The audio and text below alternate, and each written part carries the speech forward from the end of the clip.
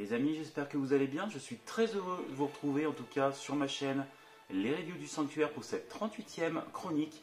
Vidéo un petit peu particulière aujourd'hui puisqu'on va revenir au basique et parler du dragon noir, le dragon Hankoku pour les intimes. Figurine donc sortie par Great Toys, donc la dernière nouveauté de la marque. Je sais que vous attendez tous le Iki V1 de cette marque chinoise, mais il va falloir encore patienter et donc on va se contenter de ce dragon pour cette vidéo.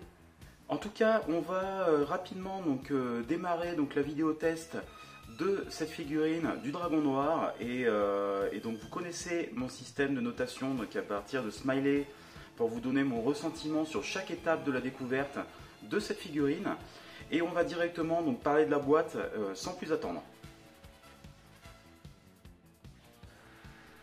Concernant la boîte, écoutez, je ne vais pas m'étaler sur le sujet, ça reprend exactement la même boîte en fait que ce que nous avions eu pour le Shiryu donc de chez Great Toys. Donc toujours de boîte pour contrer un petit peu les douanes et la police chinoise. Donc c'est livré en 2 fois chez les revendeurs chinois. Maintenant ça c'est quelque chose que l'on sait. Et vous connaissez mon ressentiment sur ce type de boîte qui ne présente aucun intérêt, donc ça reste médiocre. Écoutez, en tout cas, on va directement maintenant s'intéresser au contenu.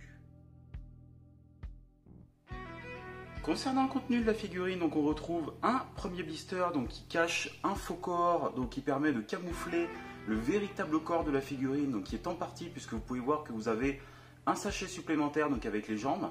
On retrouve à l'intérieur donc également des sortes de baskets qui renferment les pieds de la figurine, et un deuxième sachet donc contenant la chevelure de cette figurine. Et donc nous avons le deuxième blister avec les pièces d'armure donc qui sont sur le faux totem.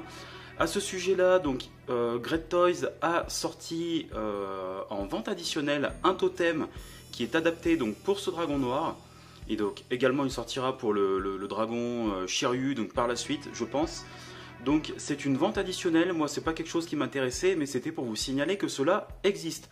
Donc rien à voir, encore une fois pour ceux qui n'ont pas compris, avec le faux totem qui est fourni ici. Également nous avons un sachet donc avec 4 visages, et un deuxième sachet vous pouvez voir à l'arrière, donc avec les paires de mains, donc 4 paires de mains plus une main bonus, et 2 paires de cache-mains. Par rapport à ce contenu, ce que je peux dire, c'est que nous n'avons pas donc de totem fourni à l'origine avec la figurine. Donc pour moi, ça reste un contenu qui est moyen. Il n'y a pas eu de choses supplémentaires qui ont été fournies par rapport à ce que nous avions eu avec le Shiryu. Donc ils ont fait au plus classique. Je regrette un petit peu puisque j'aurais quand même aimé également, je l'avais dit déjà pour le Pégase noir, avoir des pièces d'armure du Sagittaire fake, pour ceux qui l'appellent comme ça, pour pouvoir agrémenter un petit peu les poses et avoir des pièces. Ça aurait été sympa d'avoir ça en supplément. Et bah écoutez, maintenant on va directement s'intéresser à la rigidité du personnage. Et bien écoutez, c'est parti pour faire le test de rigidité de notre figurine.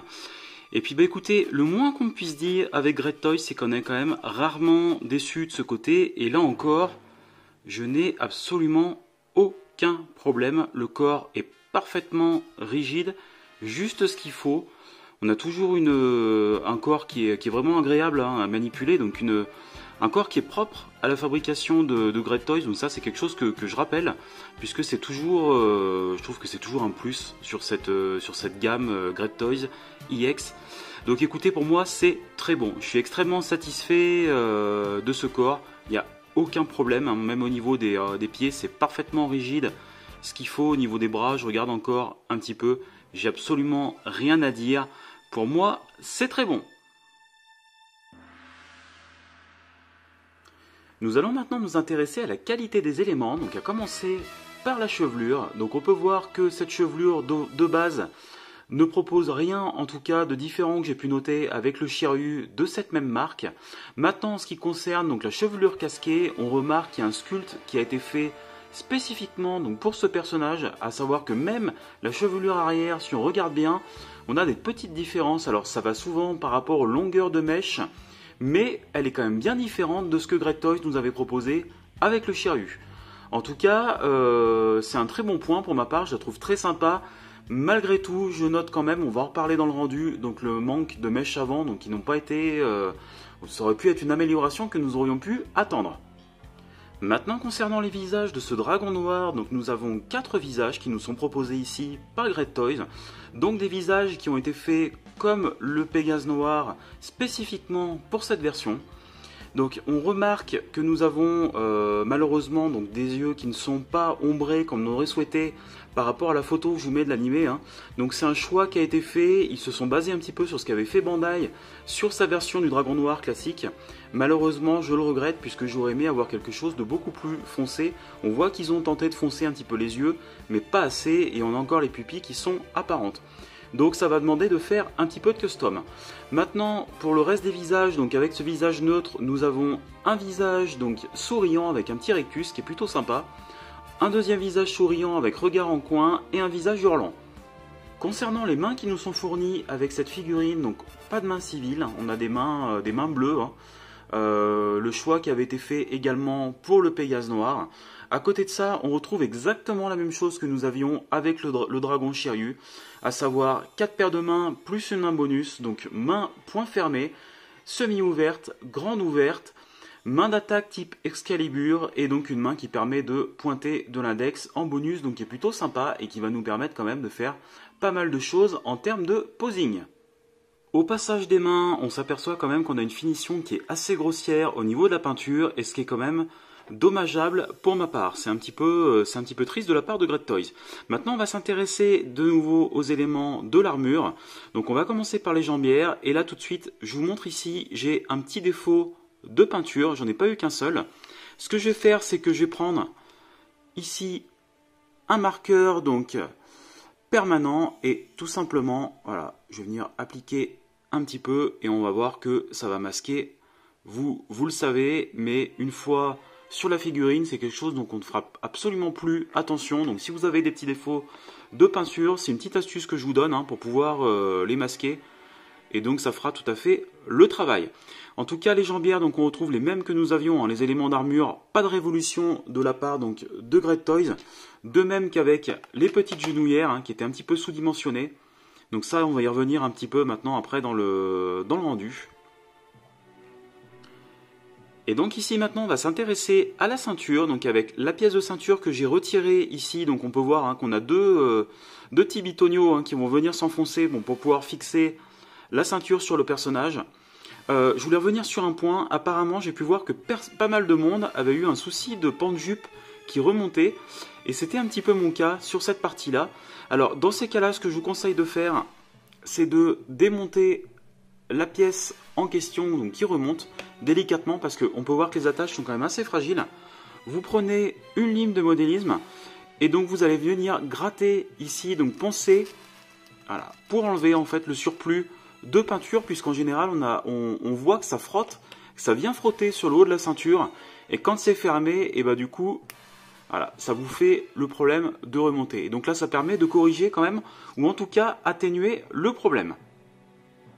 On va s'intéresser maintenant donc aux pièces d'avant-bras de cette armure du dragon noir, et donc bien évidemment c'est un petit peu tout le drame finalement de cette figurine. C'est Great Toys n'a fait aucune amélioration par rapport aux défauts que nous avions, c'est exactement la même chose. Donc on trouve ce point du dragon donc avec une pièce de bras donc qui est inversée par rapport au séteil. Ici le bouclier donc qui est toujours un petit peu discutable, qui est un peu surdimensionné et donc avec un principe de relief. Personnellement, je ne crains pas plus que ça, mais bon, voilà, ça fait partie des défauts qui avaient été relevés. J'ai un petit bout d'autocollant ici, je ne sais pas ce que ça fait là, mais c'est pas bien grave. Et on continue la suite et fin donc, de nos tours, de nos pièces et de la qualité des éléments, donc avec les pièces de sous-épaule. Ça, c'est des pièces en plastique dont on reparlera donc un peu plus dans le rendu de la figurine. Ici, j'ai directement monté donc, les épaules sur le plastron, vous puissiez voir. Donc pareil, deux choses à redire, on verra par la suite, mais je pense que vous savez à peu près ce que je vais dire par rapport à ces pièces. Je fais simplement remarquer donc ici que la peinture est toujours aussi jolie. Par contre en revanche, le coup de nous avoir mis un gris mat au niveau des griffes, c'était pas franchement une bonne idée de la part de Great Toys. J'ai l'impression qu'ils ont voulu un peu s'inspirer du rendu de l'animé. Mais là, le souci, c'est que le problème que ça pose, c'est qu'il aurait fallu avoir des nuances dessus. de couleurs pour vraiment donner quelque chose de couleur animée. Sachant que en dessous, on a bien le chrome qui apparaît sous les griffes. Donc c'est un petit peu stupide de s'être embêté finalement à mettre ce gris mat qui gâche un petit peu les choses. Mais voilà. Et donc pour finir, le fameux casque du dragon noir. Donc on a ici, donc on n'a pas par contre tout à fait un chrome au niveau des moustaches de ce dragon. Elles sont un petit peu plus mates, alors c'est pareil, c'est peut-être pour ça aussi au niveau des... Ils ont voulu faire un contraste avec les griffes sur les épaules, je ne sais pas. Mais en tout cas, donc le casque est en plastique et toujours aussi joli. Pour ma part, par rapport à la qualité des éléments, je vais quand même dire que c'est moyen, puisque j'ai des mains qui sont pas très bien peintes. Alors ça contraste avec le corps, vous avez pu voir qu'il était quand même de très bonne qualité à la base, mais j'ai des petits défauts de peinture, plus les retours de problèmes de ceinture qu'ont eu certains, ça reste un petit peu moyen de la part de Great Toys. Et bah écoutez, on va maintenant sans plus tarder s'intéresser au montage dynamique, et on se retrouve pour la suite.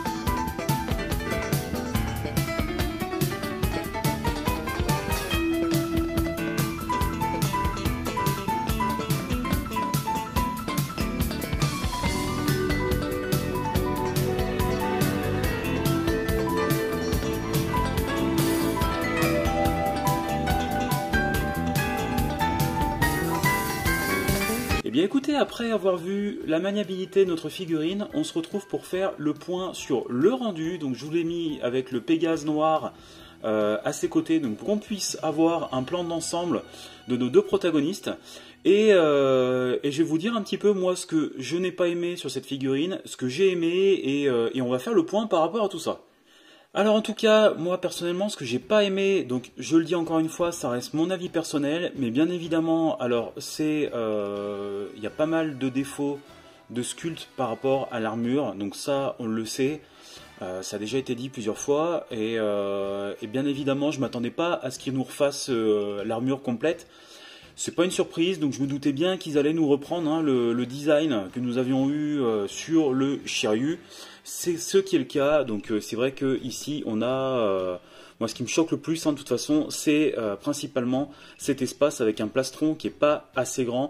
Alors bien évidemment on pourra toujours discuter d'autres problèmes de proportion, mais voilà. Après maintenant c'est vrai que c'est atténué du fait que nous ayons une armure sombre, avec un corps sombre ici, donc ça atténue un petit peu les choses, mais c'est quand même un des gros défauts de cette création Great Toys. Également quelque chose qui me gêne pas mal, c'est ce choix de nous avoir mis du gris hein, pour les griffes. Là où ils ont fait une peinture par-dessus, un chrome, personnellement j'aurais préféré qu'ils nous laissent le chromé qu'il y avait d'origine sur la pièce, qui aurait été quand même beaucoup plus sympa. Alors c'est vrai que sur certains plans de l'animé, on a l'impression que les griffes hein, ressortent un petit peu de cette couleur, mais ça reste du dessin, c'est pas comparable. Dans ces cas-là, il aurait fallu détailler un peu tout ça, hein, donc l'idée était mauvaise, je trouve pour ma part. C'est encore un point que j'ai pas tellement aimé sur le rendu de cette figurine. Autre point qui me dérange, donc on avait eu une excellente surprise, en tout cas pour ma part, j'ai été très agréablement surpris par les visages qui avaient été fournis pour le Pégase Noir, donc je m'attendais à quelque chose de similaire, donc, et malheureusement au niveau des visages qui nous sont fournis, alors ils sont pas moches en soi, mais c'est surtout les yeux qui causent problème, puisqu'on a des pupilles qui sont extrêmement sombres dans l'animé sur le personnage. Et malheureusement ça n'a pas été repris par Great Toys. Ici ils ont fait la même connerie que Bandai pour la classique, et donc je trouve que c'est un petit peu dommage par rapport à ça. J'aurais aimé avoir quelque chose de beaucoup plus fidèle, surtout que ça donne un style particulier au personnage qu'on n'a pas ici. Donc comme vous pouvez voir, bon, finalement j'ai fait en sorte de baisser au maximum la tête, que ça se voit pas trop. Peut-être que je ferai du custom par la suite, on verra, mais c'est une déception. Au niveau des mèches à l'avant, j'aurais pensé que ils nous auraient mis des mèches hein, comme sur le Shiryu Balance. Vous allez voir après, donc c'est des choses que j'ai récupérées moi personnellement pour customiser mon Shiryu. Je me suis dit peut-être qu'ils vont rajouter ces fameuses mèches, puisque on sait qu'ils ont fait des correctifs, hein, la chevelure est pas la même. Il y a quand même un retravail qui a été fait par rapport à ça, par rapport au Shiryu. Donc je me suis dit peut-être qu'ils vont le rajouter. Ça n'a pas été le cas malheureusement. On va s'intéresser maintenant au point positif hein, de cette figurine par rapport au rendu. Alors, quelque chose que j'aime beaucoup, c'est déjà la peinture qui a été faite dessus. Donc on a un noir qui est beaucoup plus profond que sur le Pégase Noir. Donc ça, c'est une excellente idée qu'ils ont eue. Je trouve que ça rend beaucoup mieux hein, par rapport au noir qu'ils ont mis. C'est dommage d'ailleurs du coup de ne pas avoir le même à côté, mais c'est comme ça. Donc ça, c'est un bon point par rapport à moi. Également, je trouve que c'est une bonne idée par rapport au corps. Alors c'est vrai que certains auraient préféré un corps noir. Il faut savoir que dans l'animé, au tout début, on les aperçoit avec un tissu noir en fait hein, au niveau du corps. Par la suite, c'est du bleu. Et bien souvent chez Bandai, c'est un bleu pour les classiques qui est beaucoup plus clair. Là finalement, ils ont fait le choix de faire entre les deux, donc comme pour le Pégase Noir. Et je trouve que c'est une bonne idée. On a quand même un rendu qui est entre les deux. Donc c'est plutôt une bonne chose.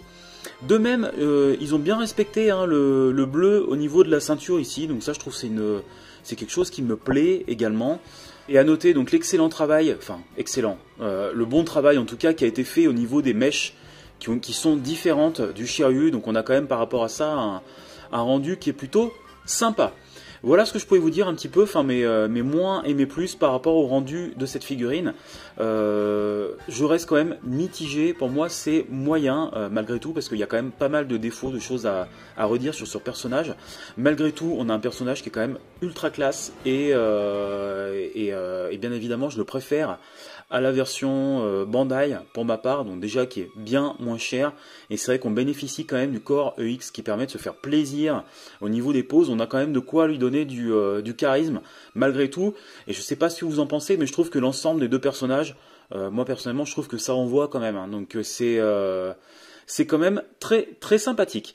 Et bien écoutez, maintenant on va pouvoir faire le bilan de toute cette vidéo. Eh bien écoutez, on se retrouve maintenant pour faire le bilan de notre vidéo. Notre dragon noir est accompagné donc de Shiryu, de la marque Great Toys à côté. Donc ça vous permet d'avoir un petit peu un panorama des deux personnages, des deux figurines côte à côte. Et on va en profiter donc directement pour s'intéresser donc à la boîte. Donc la boîte, je ne vais pas encore m'éterniser dessus. Comme d'habitude avec ces marques bootleg, ça reste quelque chose d'assez médiocre. Le contenu, écoutez le contenu, j'avais trouvé ça plutôt bien pour ma part. Il n'y a pas de totem. Alors le totem qui existe, hein, je le répète encore une fois, c'est pas celui fourni avec le faux totem dans la boîte, mais il y a un totem qui est vendu maintenant séparément pour cette figurine. Donc profitez-en si vous voulez acheter deux personnages et la figurine en double, ça va vous permettre de faire le totem donc du dragon noir en plus à côté, et je pense qu'ils vont nous sortir très rapidement celui de Shiryu. Voilà, donc par rapport à ça, en tout cas, sinon autrement, on a 4 visages, ça restait quand même plutôt correct. J'aurais aimé avoir un visage aux yeux fermés, on a 4 paires de mains plus une main bonus, c'est pas mal, donc voilà, ça reste quand même bon malgré tout. Concernant la rigidité du personnage, eh ben écoutez, ça reste excellent pour ma part, donc encore un corps de bonne facture de la part de Great Toys. Je sais qu'il y a eu quelques fois des débats, surtout au niveau des bras, où des fois l'emboîtement de l'avant-bras tient mal. Là, j'ai pas de souci. Par contre, au niveau, c'est un vrai régal. Aussi bien dans la texture, la tenue du corps, ça aide énormément à pouvoir se faire plaisir avec cette figurine. Donc, on a un corps qui est excellent pour ma part. Et maintenant, on va s'intéresser au montage. Et ben écoutez, le montage, il est très simple. Les pièces tiennent bien. J'ai pas eu de soucis hein, pour fixer. Je sais que le Andromède, il y a eu pas mal de problèmes avec le casque. Là, le casque, il est en 4 parties au total. Donc ça se met plutôt bien. C'est une figurine qui est vraiment agréable à monter. Donc je vais pas vous en dire plus. Ça reste très bon. Concernant la qualité des éléments, bah écoutez, ça reste bon pour ma part. Quand même quelques petits défauts de peinture sur les mains qui m'ont un peu embêté. Cette histoire de ceinture qui remonte un petit peu, je pense que tout le monde n'a pas eu de problème. Moi, j'ai même la pièce centrale en fait qui est mal sertie, qui est un peu désaxée, qui m'embête un petit peu. Donc quand même quelques petits soucis de qualité. Je pense qu'il y en aura d'autres hein, dans l'ensemble.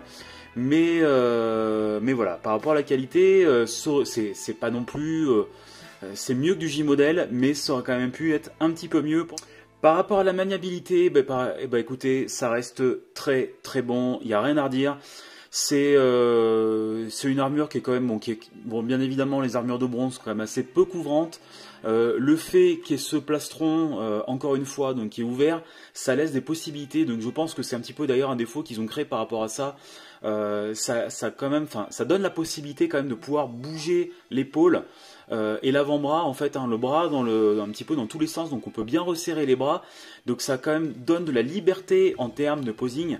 Malheureusement, ils auraient dû penser à mettre un deuxième plastron plus large, comme l'a fait souvent Bandai avec le Lion EX par exemple, qui aurait permis par contre de travailler plus l'esthétique selon ce qu'on voulait faire avec. Mais c'est comme ça. En tout cas, la maniabilité, elle est au top.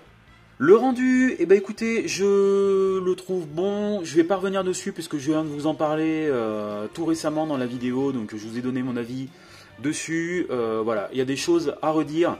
Malgré tout, ce que j'ai envie quand même de dire, c'est quand on voit ce dragon Shiryu à côté, j'ai envie quand même de dire merci Great Toys, puisque c'est quand même l'arc sanctuaire finalement, à part les gold, pour ceux qui collectionnent les EX, a été très très peu traité par Bandai. Et encore une fois, ça permet de se faire énormément plaisir. Il faut dire ce qui est, c'est une figurine inédite, donc qui vient combler encore un trou dans la collection. Et vu le prix des Bandai classiques, ça reste quand même un vrai plaisir de la retrouver hein, et de la voir en vitrine. En tout cas pour ma part, je suis quand même extrêmement content. Et malgré tout, les défauts, je trouve quand même qu'il impose quand même de la classe. Donc voilà, il a quand même de l'allure. Donc ça reste bon, mais c'est quand même une très bonne chose.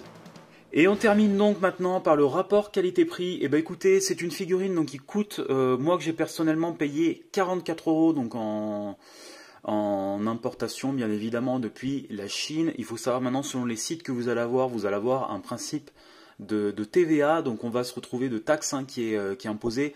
Donc moi j'ai triché un petit peu, hein, j'ai joué, enfin voilà.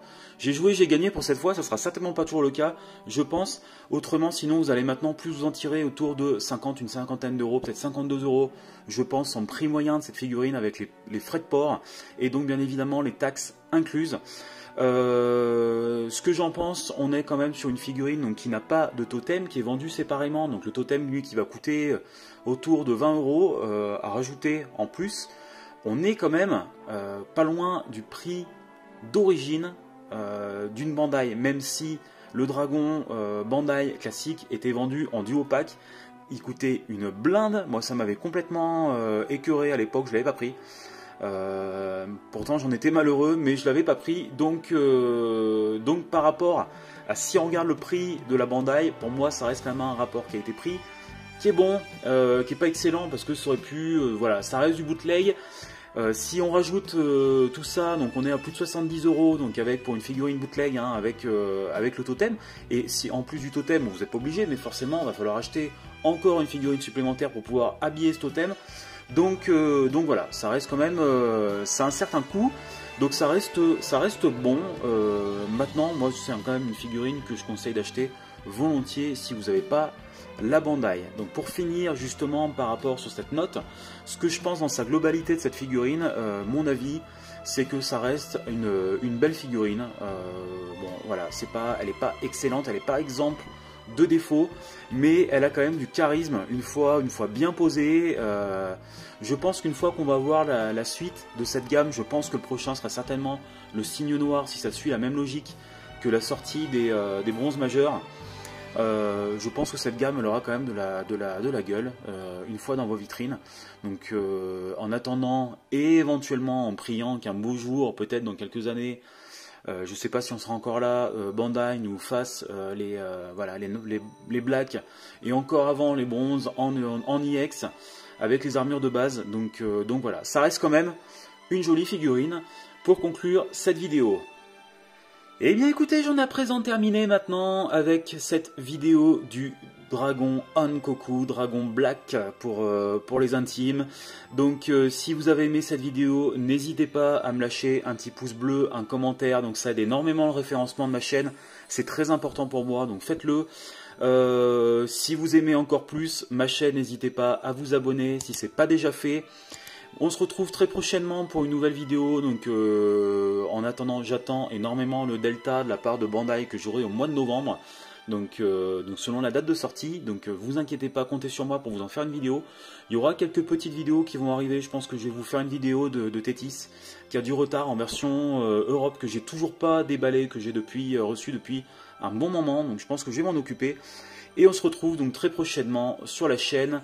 En attendant, donc je vous dis de bien vous porter, collectionnez bien, à très bientôt, salut les amis, c'était CDZ Gyms pour les reviews du Sanctuaire, à plus, bye bye.